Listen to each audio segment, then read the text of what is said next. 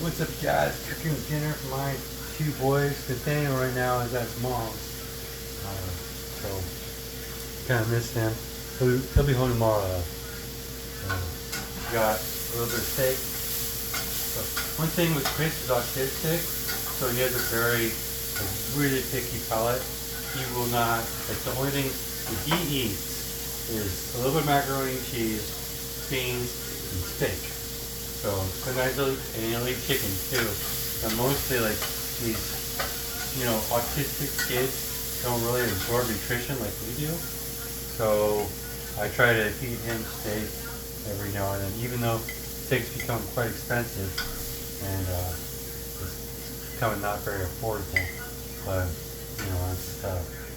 I got some chicken thawed out for the boys too for later. This is just what leftover steak we had. So, but I put it on a medium cook. Right in the middle, it's gonna be really pink.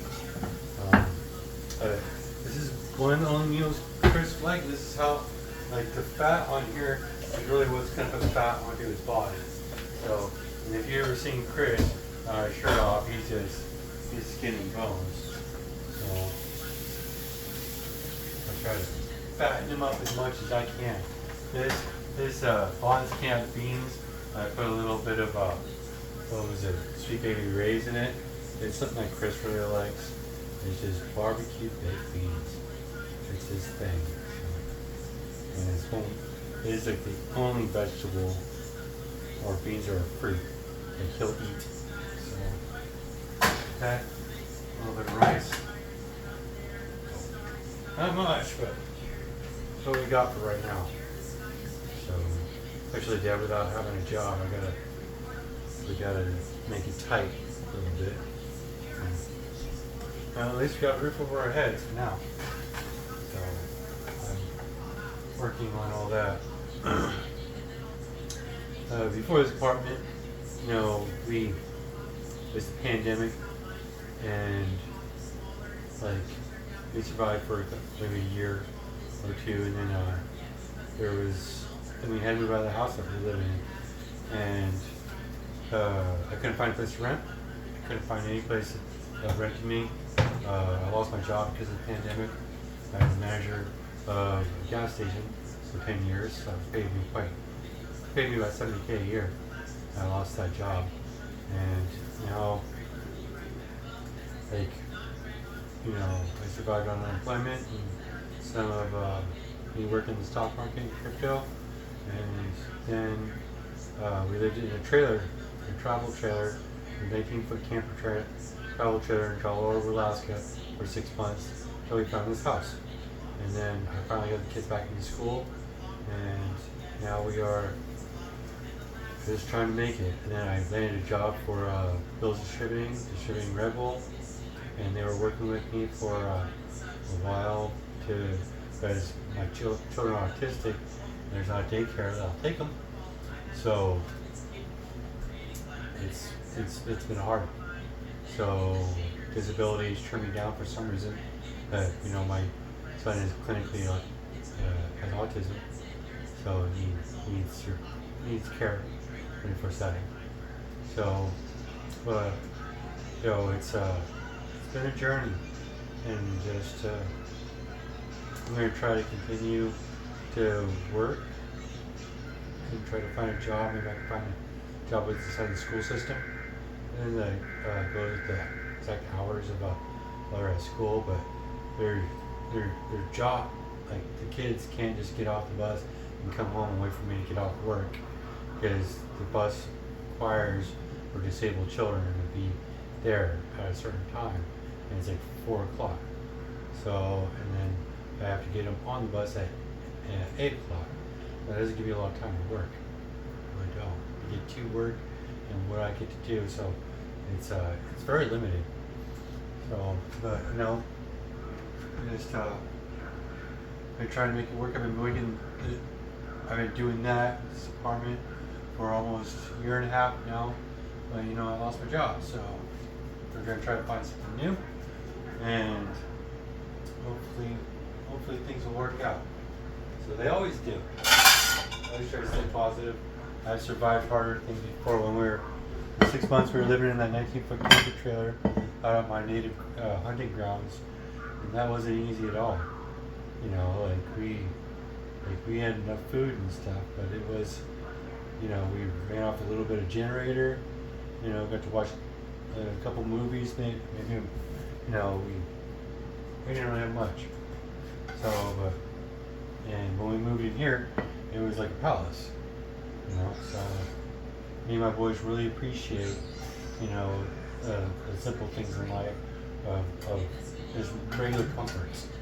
And they really were like, wow, you know, we get a house and TV and a bedroom and, you know, certain things like that. It really made them appreciate as they went from, you know, living in a nice, you know, 3-story house that we're renting to a 19-foot camper trailer. We didn't have anything. So it was it's been a struggle. So I mean, I'm making it happen. I'm making it work. It ain't nothing to stop me. So, and hopefully, you know, I'm gonna try to create small businesses and a few other things, and with this YouTube channel, put myself out there at least, so people can just see how my life is and what do I do. And also, you know, being a single dad of 3 kids and one of them being severely autistic doesn't make dating easy. It really doesn't. Not a lot of women that'll accept it. It really isn't. So it's just you know, women see strength in it. They see how strong I am. You know, being a single dad like this. And Christopher and Ray, I have 100% of the time. I haven't seen their mom in 7 years. So I have them 24/7 usually until they're in school. Well, in summer I have 24/7, and it's not an easy task. Oh. So we're gonna eat dinner and boys, a toast to the All-Father God for being with us, and for the blessings of our family and all that we received. Thank you for all the good fortunes, all Father.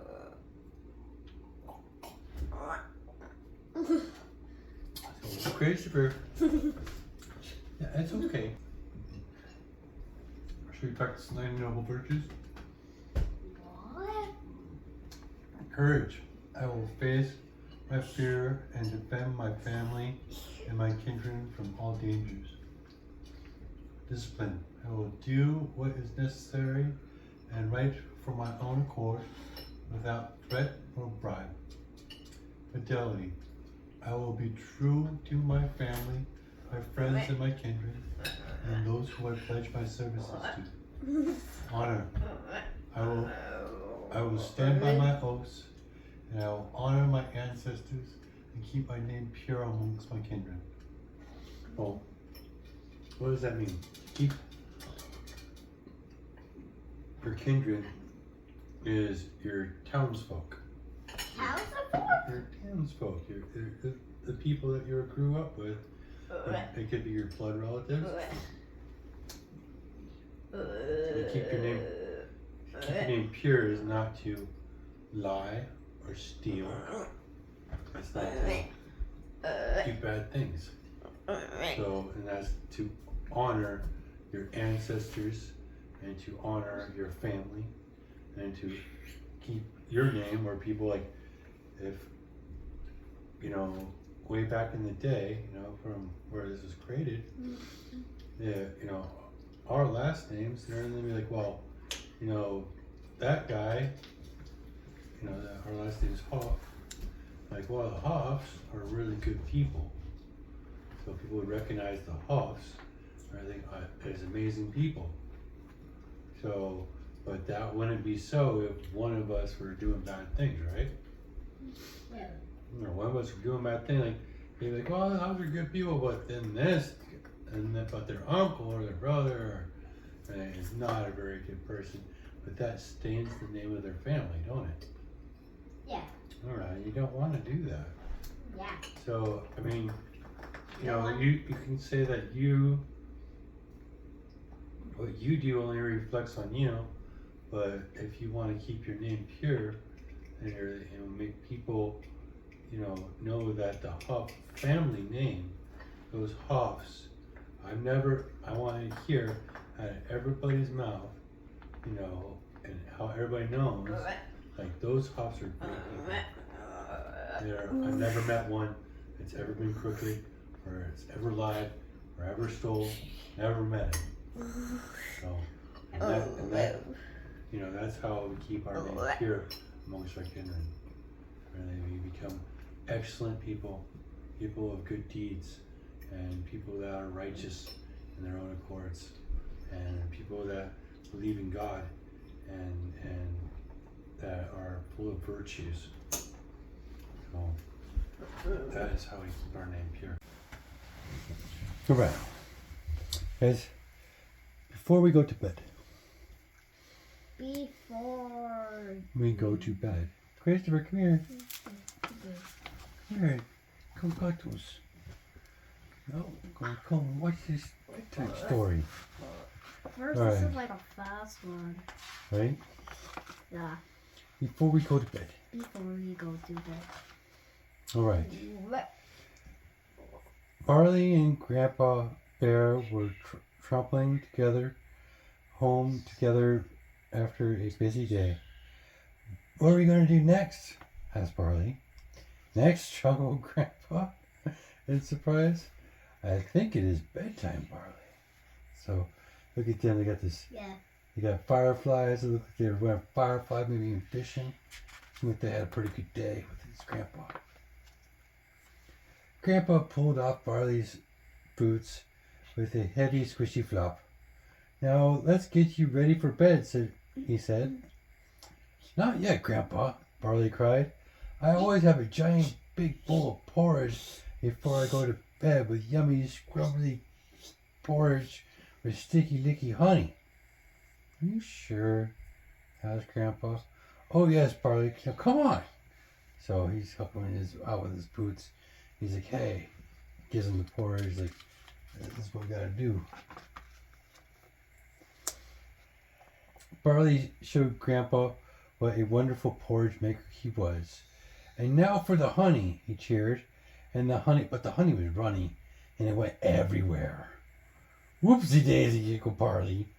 So look at it, he got sprinkles up in that porridge, and honey, and there's popcorn, and a whole bunch of stuff. Christopher, lay down. Lay down, Mr. Chris. Oh. So, and Grandpa look at his face, he's like, I don't know about this. So, time for bed now, said Grandpa. But when Barley's tummy was full. But I always have a big bubble bath before I go to bed, said Barley. A squishy floppy bath with a squishy wishy bubble and toys. I suppose you are a very sticky bear, said Grandpa. As Barley tipped all the bubbles into the bubble bath, went gloop, gloop, gloop, gloop, gloop, gloop, gloop. So it says drop it all. Gloop, gloop, gloop, gloop. So he's putting all the bubbles in the bubble bath. It's time. That's so fun. Barley squished and squashed and flopped around in the bubble bath, and the water went everywhere. Whoopsie daisy, giggled Barley. So guys soaked Grandpa. He also has a teddy bear. Yeah, he had a teddy bear. Pretty go. And still the soap. Okay. The bubbles are still dripping. Yeah. So, all clean, said Grandpa. It must be bedtime now. But I'll never go to sleep without a story, said Barley. A spooky, scary bear time story with horrible, hairy monsters. Is a spooky story, a bear time story, really a good idea before bed? Said Grandpa. Don't worry, Grandpa, said Barley. It's only a story. It's not real. So he's telling us only a story. It's not real. I think that's all of his toys there. So look at they're hiding behind the covers. So Grandpa read the story. Oh, they look like they're scared. So it says scares for bears. So it has this with a bear monster. Afterwards, Grandma put the lights on again to make them both feel better. So they got, looks like Barley got scared. Maybe we shouldn't go to bed to sleep just yet, he said. So they got kind of scared from the start. We've got some amazing ideas, said Barley. We could bounce on the bed. Shall we, Grandpa?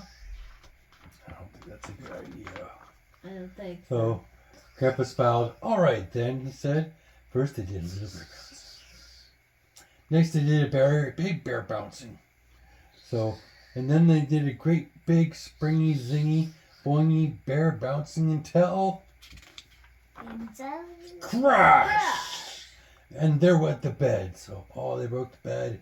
That's not good. That? Okay. So, whoopsie daisy, said Barley and Grandpa. So, can't wait till actual Barley's parents come home like, why'd you break our brand new bed there? Oh, a pot and a book. That's great.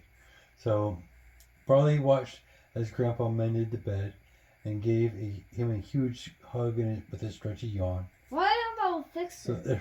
I know, it's just putting a pot. That's not fixing the bed. It's just putting a pot there. So, sounds to me... A book in the pot. Right? Sounds to me like it's definitely bedtime, said Grandpa, tucking Barley under the covers. There's just one more thing I need, said Barley sleepily. A super squeezy, squishy, squashy bear hug. And then both bears fell asleep until the morning. The end. It's not the end. But that's the end. Well, that was the video. I want to thank you all for watching the video. Tell them to subscribe. Subscribe. Christopher. Here. I really appreciate you guys. So, from my family to yours, stay cold-hearted. Stay cold-hearted. Subscribe. Give it a thumbs up. Say bye. Bye. Bye. Baby. It's my life. Lazy. It's my life.